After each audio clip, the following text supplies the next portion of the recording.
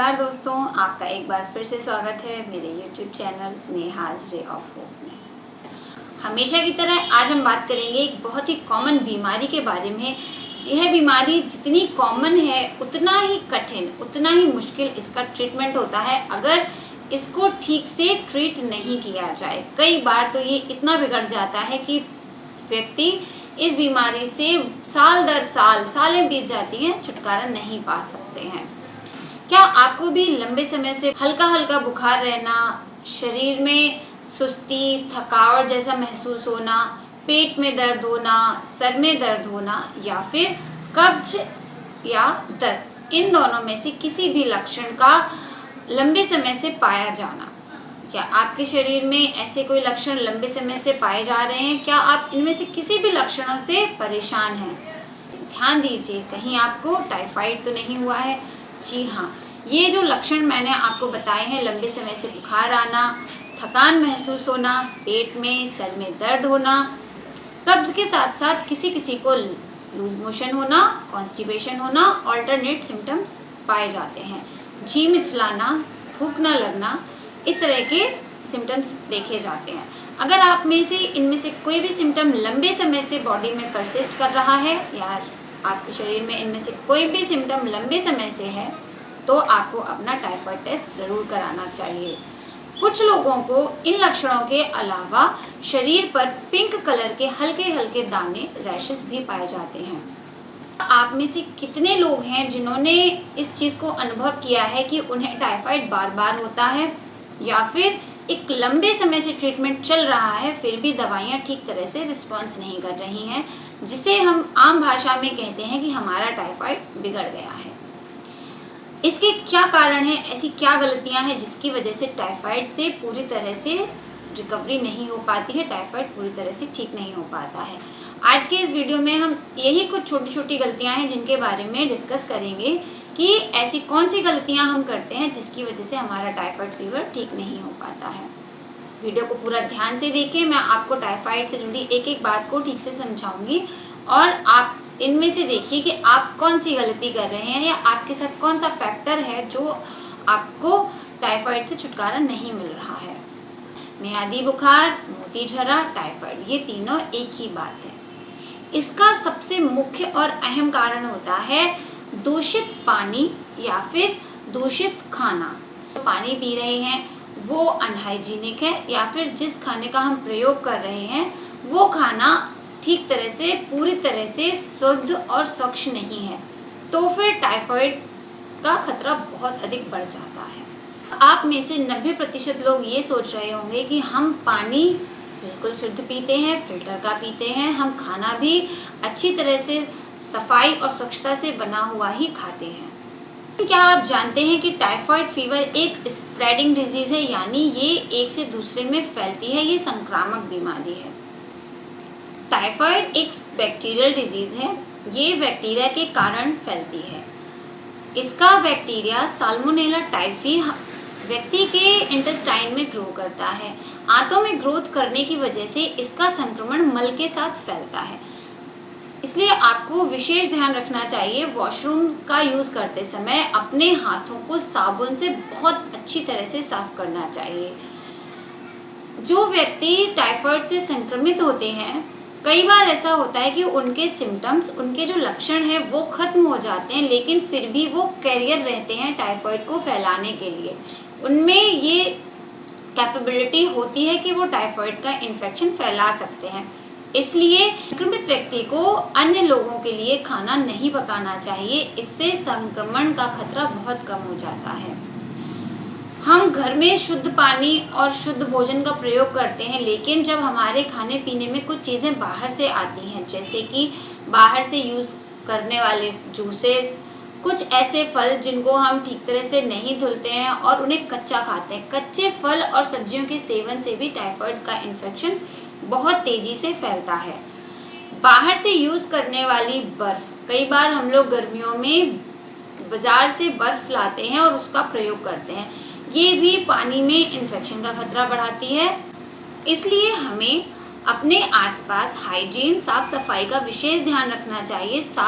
साथ ही साथ हमें कुछ इन बातों का भी ख्याल रखना चाहिए, जैसे कि कच्चे दूध, कच्चे फल, सब्जियों का सेवन ना करें। इससे इन्फेक्शन का खतरा बहुत अधिक बढ़ जाता है। यदि आपको ऐसा लग रहा है कि आपके पानी में संक्रमण के चांसेस हैं, आपका पानी शुद्ध नहीं है, तो आप पानी को अच्छी तरह से उबाल कर प्रयोग करें, तो संक्रमण का खतरा कम हो जाता है।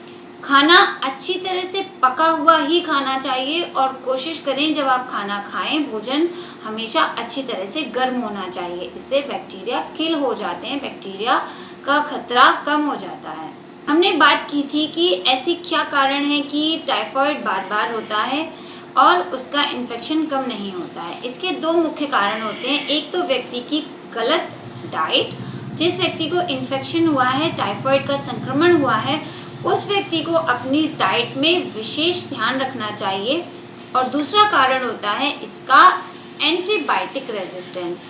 इसका मतलब होता है कि जो बैक्टीरिया है, जो कीटाणु हैं, वो एंटीबायोटिक के प्रति उनकी रेजिस्टेंस डेवलप हो गई है और वो एंटीबायोटिक्स उन बैक्टीरिया को किल नहीं कर पा रहे हैं। और इस तरह का टाइफाइड, इस तरह का इन्फेक्शन ठीक करना बहुत ही कठिन हो जाता है। तो पहले हम बात करते हैं डाइट की, कि जिस व्यक्ति को टाइफाइड हुआ है उसको किस तरह का खाना खाना चाहिए और क्या चीज़ें हैं जो नहीं खानी चाहिए। टाइफाइड के समय व्यक्ति बहुत ज़्यादा कमज़ोर हो जाते हैं, थकान होती है, शरीर कमज़ोर होता है, जिसकी वजह से सबसे इम्पॉर्टेंट है उसको हाई कैलोरीज फूड लेना। अच्छी एनर्जी चाहिए, ताकत चाहिए, जिसके लिए व्यक्ति को प्रोटीन और कैलोरीज की ज़रूरत है। तो आप हाई कैलोरी फूड लें, जैसे कि उबला हुआ अंडा, उबले आलू, केला, शुद्ध ताजे फल। फलों का आप छिलका उतार कर ही सेवन करें। शुद्ध ताज़ा फलों का ही जूस पिएं और जूस रखा हुआ बिल्कुल भी ना पिएं।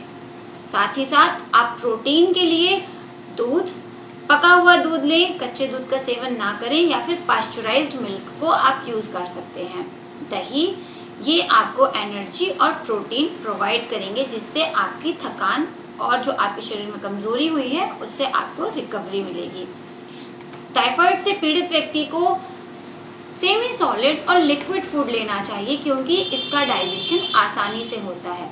मैंने आपको जैसे कि शुरू में बताया, टाइफाइड आंतों का इन्फेक्शन होता है, इसलिए हमें इस प्रकार का खाना नहीं खाना चाहिए जो कि पचाने में मुश्किल होती है, जैसे कि हाई फाइबर डाइट। जिस व्यक्ति को टाइफाइड हुआ है उस व्यक्ति को हाई फाइबर डाइट नहीं लेनी चाहिए। इसीलिए कुछ लोग टाइफाइड में अनाज का सेवन करने से मना करते हैं, जो हमें गेहूं की रोटी खाने के लिए भी मना करते हैं। गेहूं की रोटी में फाइबर बहुत अधिक मात्रा में होता है, जिसको पचाना इंटेस्टाइन के लिए थोड़ा मुश्किल हो जाता है। इस वजह से अगर आप पॉसिबल है तो 7 दिनों तक आप हाई ग्रेन फूड को अवॉइड करें। इस जगह आप पाचक और आसानी से हजम होने वाली चीज़ें खाएं, जिससे आपकी इंटेस्टाइन में सूजन नहीं बढ़ेगी, अल्सरेशन नहीं होगा और इन्फेक्शन जल्दी से ठीक हो जाएगा। बहुत अधिक तला हुआ, मिर्च मसाला और भुना हुआ खाना भी नहीं खाना चाहिए। चिकनाई का परहेज करना चाहिए। इसका भी मेन कारण यही होता है कि आंतें कमज़ोर होने की वजह से इस तरह का भोजन अगर आप करेंगे तो आपको अल्सरेटिव कोलाइटिस या फिर हेमरेज होने के चांसेस बढ़ जाते हैं, यानी आपको ब्लीडिंग की संभावनाएं बढ़ जाती हैं और इस वजह से व्यक्ति और कमज़ोर होते चले जाते हैं। तभी हमेशा कहा जाता है कि जिसको टाइफाइड हुआ है उसको सादा, उबला और तरल भोजन ही करना चाहिए। इससे आपकी रेजिस्टेंस अच्छी होगी, इम्यूनिटी अच्छी होगी और आपका टाइफाइड जल्दी से ठीक हो जाएगा। अब हम बात करेंगे टाइफाइड के ट्रीटमेंट की। टाइफाइड का बेसिकली ट्रीटमेंट बताया जाता है एंटीबायोटिक ट्रीटमेंट, लेकिन जब आपको एंटीबायोटिक रेजिस्टेंस हो गया है, आपका टाइफाइड बार बार हो रहा है, दवाइयाँ रिस्पॉन्ड नहीं कर रही हैं, इस समय आपको प्रयोग करना चाहिए होम्योपैथिक मेडिसिन का। होम्योपैथिक मेडिसिन टाइफाइड के लिए बहुत ही इफ़ेक्टिवली वर्क करती हैं। होम्योपैथिक मेडिसिन सिम्टम के साथ साथ टाइफाइड की रेजिस्टेंस को भी कम करती हैं। बैक्टीरिया बार बार ग्रो कर रहा है, जिसका इन्फेक्शन आपके शरीर में बढ़ता जा रहा है, उसको भी होम्योपैथिक मेडिसिन कम कर देती हैं। होम्योपैथिक मेडिसिन कैपेबल होती हैं टाइफाइड के रिपीटेड इन्फेक्शन को कम करने के लिए। आपके अंदर अच्छी इम्यूनिटी डेवलप होती है होम्योपैथिक मेडिसिन से, और जो आपका रिपीटेड फीवर है या जिसे हम बसा हुआ बुखार कहते हैं वो होम्योपैथिक दवाइयों से पूरी तरह से ठीक हो जाता है। इसलिए सही डाइट के साथ साथ होम्योपैथिक ट्रीटमेंट से आप अपने टाइफाइड को पूरी तरह से ठीक कर सकते हैं। अगर आपको जानकारी अच्छी लगी तो वीडियो सबके साथ शेयर करें जिससे और लोगों को भी हेल्प मिले। अगर आपने अभी तक चैनल सब्सक्राइब नहीं किया है तो चैनल को सब्सक्राइब ज़रूर करें। Thank you.